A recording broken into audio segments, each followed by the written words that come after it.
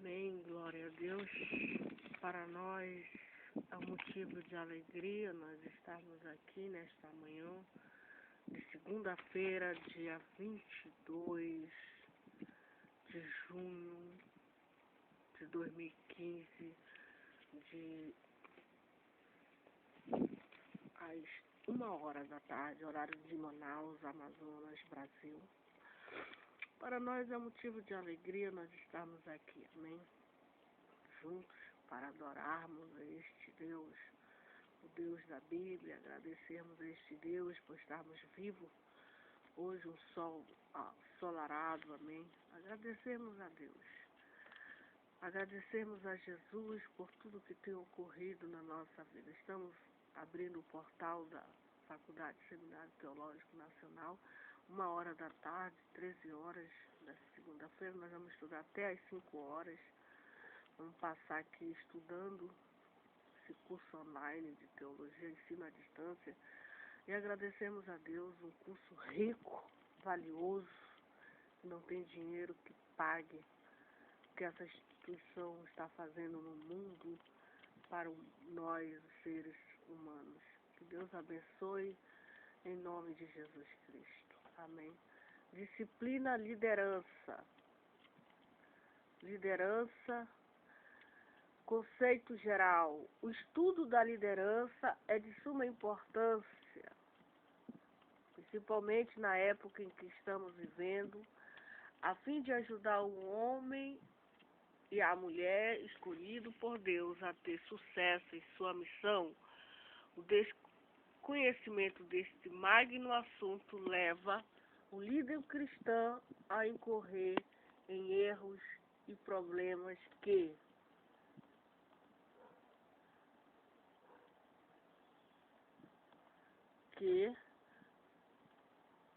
o estudo da liderança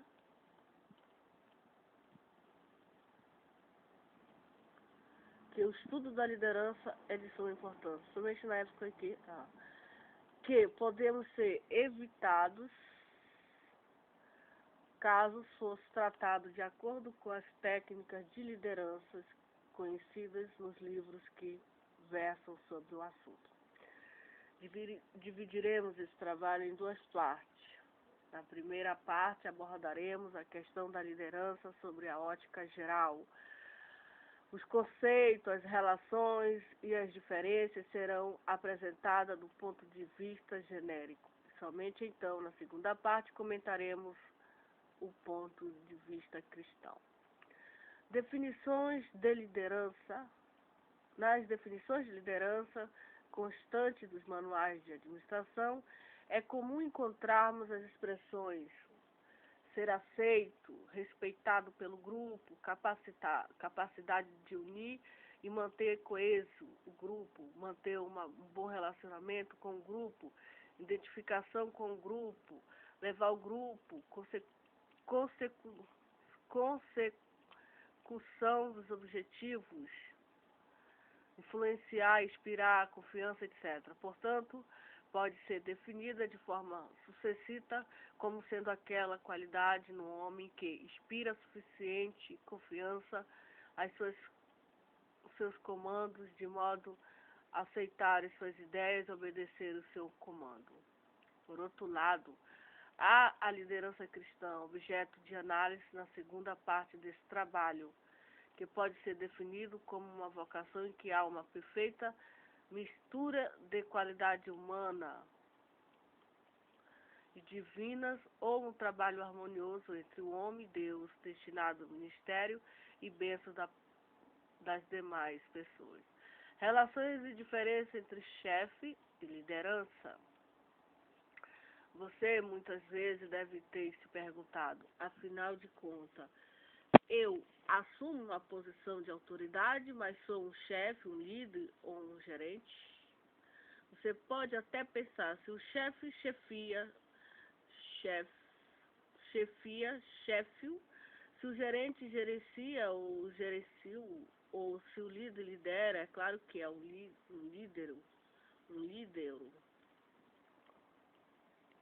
É mais do que isso, você lidera, chefiando, gerencia, liderança e lidera gerenciando. Então, quer dizer o que? É a mesma coisa. Os termos gerência, chefia e liderança são sinônimos? Não são sinônimos. Não são sinônimos. Alguns querem complicar ainda mais, afirmando que diretor e encarregado de divisões e o chefe de seções. A grande verdade é que não existe uma terminologia exata, diferenciada, uma semântica particular para cada linha de palavra quando se trata de assunto tido como não científico, como é o caso da administração. Não vamos nos perder em conceituações, mas apenas por algumas relações que achamos fundamentais no processo de dirigir pessoas. O líder é aquele que aparece no grupo, que muitas vezes vai à frente, é o que tem poder do prestígio e não da posição. É claro que, se tratando de uma liderança democrática, o líder é aquele que exerce uma influência, obtendo das pessoas maior cooperação e menor oposição, ou nenhuma oposição. Mas líder não é apenas exercer uma influência, ou o bandido que assalta você na rua e diz mãos para cima, isto é um assalto, também está exercendo uma influência e às vezes organicamente e nem por isso ele está liderando. E em caso você responda, pode escolher, tanto minha bolsa como minha vida estão vazias, está exercendo uma influência sobre ele neste ciclo de influência interrelacionada que influencia quem? Ninguém, os dois. A liderança é uma função do líder, mas não só do líder, é uma função do liderado e da situação como queremos os sintonistas. Hoje em dia não é um homem com seu carisma, seu poder magnético, influenciador, que lidera uma empresa voltada para o seu mercado.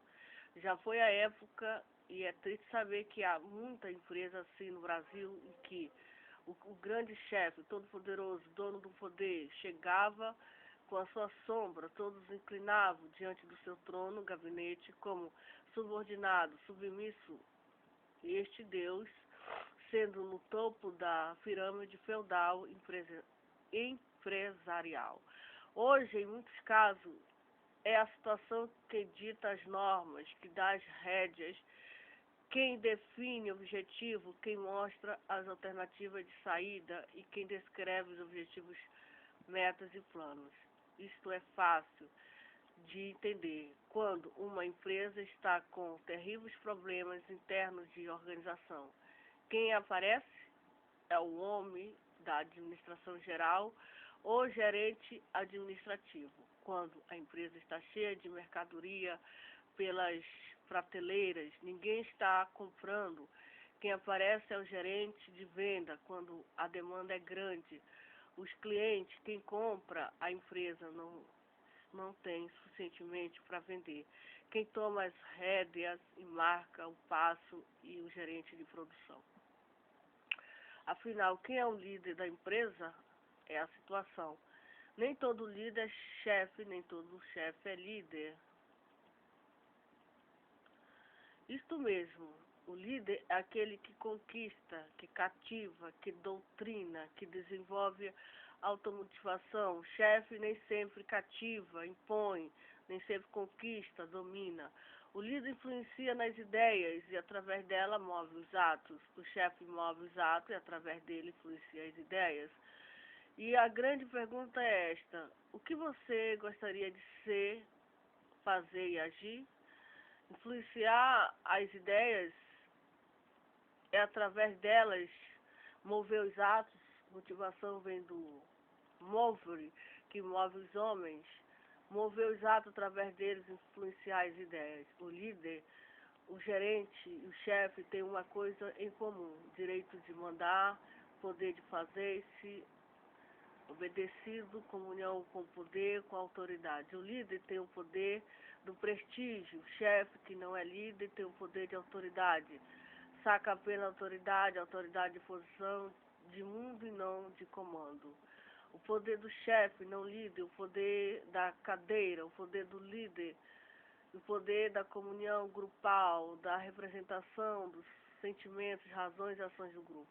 A autoridade do líder democrático, consentida, a autoridade do chefe e a imposição. Não existe impor pelo prestígio. Se o líder tem prestígio, as pessoas seguem, não há coação nem dominação. Há ação humana, individual e ação grupal, em busca de um objetivo comum. É verdade que o chefe e o líder são gerentes. Por quê? Gerente, como o próprio nome o define, aquele que gere. O que é o gerente? O que o gerente gere? Ele gere recursos, resultado, objetivo, ação humana. O gerente, por exemplo, gere recursos humanos que transforma bens materiais em bens sociais.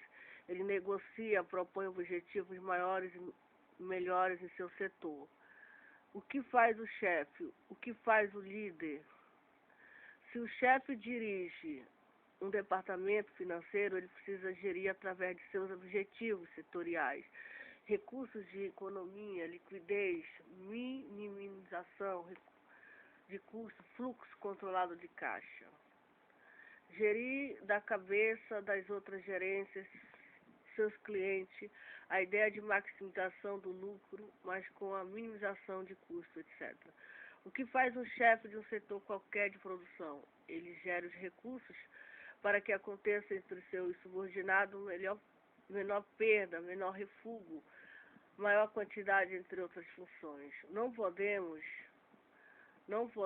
chamar um líder político de gerente, se bem que ele precisa gerar recursos de bem-estar para os seus municípios. Em administração, o chefe é um gerente, o líder é um gerente. Para terminar, perguntamos o que é mais importante no processo da direção, ser um chefe, um líder ou um gerente? Sem querer fazer jogo de palavras, diremos que é ser um chefe de liderança gerencial ou um gerente de chefia fundada em liderança total. Um chefe com força de liderança e uma liderança que gera resultado, que gera alternativa, decisões, deliberações, ações individuais e grupais, que agora planejamento. Em época de certeza, um chefe cuja liderança gera, através das relações humanas, um clima organizacional de cooperação, satisfação e produtividade. Este, sim, será um grande na sua chefia, eficaz na sua liderança, efetivo na sua gerência. O que é mais importante na liderança? Ser eficiente ou ser eficaz? O que é mais importante na liderança? Ser eficiente ou ser eficaz? A importância de ser eficaz.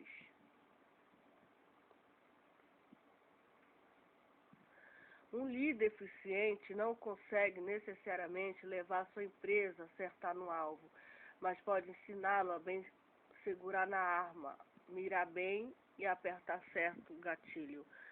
Mas apertar certo o gatilho, mirar na mosca e segurar com 1000 técnicas, uma mão, uma arma, não significa que você vai acertar no alvo. Para começar, é muito mais recrutar pessoas que saibam pegar corretamente numa arma. Mas o que interessa é acertar nos objetivos.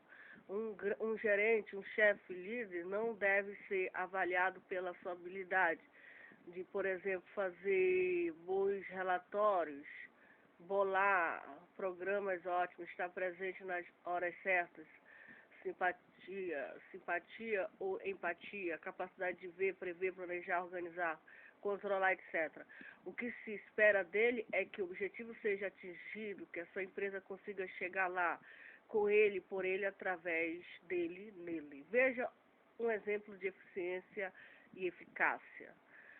Se eu afirmo que nada é saber novamente movimentar bem os braços, flutuar na água com movimentos alternados, sincrônicos entre pés e braços, capacidade de respirar corretamente, etc. Que critérios posso ter para dizer que entre duas pessoas nada certo? Duas pessoas podem ser eficientes, pois preenche todos os requisitos que foram mencionados acima. Mas eu afirmo que nadar é atravessar o rio e chegar ao outro lado e atingir outra margem. Aí sim, a diferença entre uma pessoa e outra pode ser tão grande como viver e morrer. O que se pede a alguns gerentes é que eles sejam eficazes, isto é, capazes de chegar com a sua empresa ao outro lado dos resultados, ao outro lado da plena realização, que é a margem total do lucro e da satisfação. O que se pede na eficácia é que eles saibam levar sua empresa através do rio caudaloso das organizações humanas. Diferença entre a eficiência e a eficácia. A pessoa eficiente está preocupada apenas em trabalhar, cumprir seu cargo. A pessoa eficaz está preocupada em resultados. Ela sabe que só conta ponto, resultado final, independente de esforço, atividade e tempo. Já a pessoa voltada para a eficiência se concentra no esforço, na atividade, na ação. Ela raciocina que os esforços mais atividades vezes e tempo de concentração contam muitos pontos. Uma pessoa eficiente se preocupa apenas em resolver problemas, sem se preocupar com a exploração máxima da sua potencialidade e limitações a partir da criatividade. O eficaz, mais do que tudo, faz as coisas certas, enquanto que o eficiente faz bem as coisas. Sabemos que na chefia a pior coisa é fazer bem feitinho o que não precisa ser feito. Uma pessoa eficiente, tecnocrata, burocrata, isto é, está voltada para as técnicas e não para a estratégia. Voltada para o sistema repetitivo, para a burocracia que muitas vezes engarrafa a realização dos objetivos da empresa. Já o eficaz é ideocrata, preocupa-se com as ideias certas e não com as ideias boas e as mercadorias, isto é, está voltado para o mercado com uma empresa centrada para fora. Um mercado que escuta a voz do seu negócio e não a voz de sua burocracia interna, como uma empresa voltada para dentro de si mesma, para os seus conflitos administrativos. Enquanto a pessoa eficiente diminui os custos, elimina os riscos, eficaz aumenta os lucros e corre apenas o risco certo. Estamos vivendo numa época em que o executivo não é aquele que executa tarefas com eficiência, mas o que bola resultados com eficácia. O chefe eficiente transforma as ordens que recebe com responsabilidade e depois filtra essas responsabilidades em atividades padrão. Já o líder eficaz não recebe ordem ou não vê o que recebe como ordem, mas recebe ideias organizacionais e as transforma em retorno, performance, segundo a filosofia e política da sua empresa.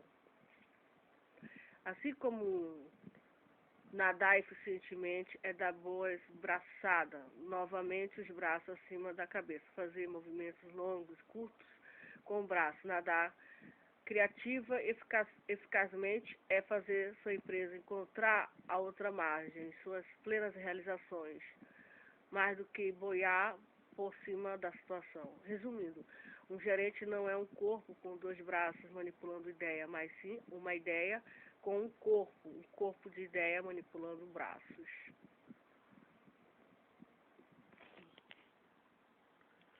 Como dirigir um grupo de pessoas? Muitos ainda pensam que basta ter o título de diretor, de chefe ou de mestre para que isto dê um prestígio tal que todo o grupo vai obedecer automaticamente. A pessoa que dirige simplesmente por ter sido investida de autoridade. Para se ter realmente autoridade, é necessário para a pessoa que dirige não ter somente uma série de qualidades, mas ainda ter aprendido o ofício de direção. Muitas pessoas levam dezenas de anos para tomar consciência de que certas atitudes não as levam ao êxito na direção, enquanto que outras conseguem dirigir bem quando estão perto da sua aposentadoria. Ora, é justamente isto que queremos, evitar o leito Não será melhor aproveitar os erros dos outros do que esperar ser velho para saber dirigir, assimilando logo na mocidade os princípios elementares que presidem a boa direção. São estes conhecimentos que iremos abordar agora.